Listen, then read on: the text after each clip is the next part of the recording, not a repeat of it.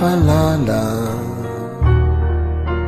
miady mafizaya trehako fa tsy vitsy ireo zay mangala aoky anao no fialofako fantatrahoko izay nataoko teo imasonao ny fiainako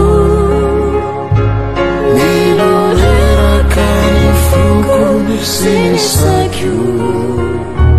ka de mila famonjena viamina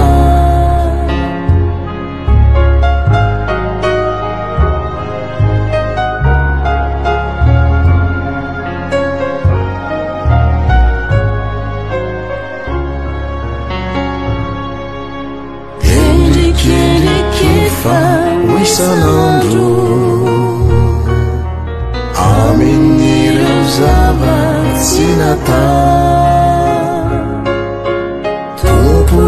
ianao mahalala ny andro hitrangany marina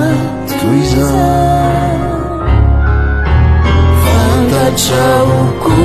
izay nataoko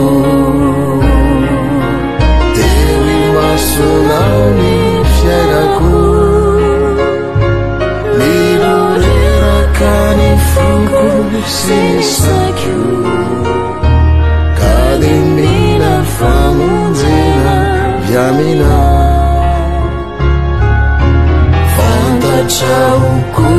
izay nataoko teo imasonao ny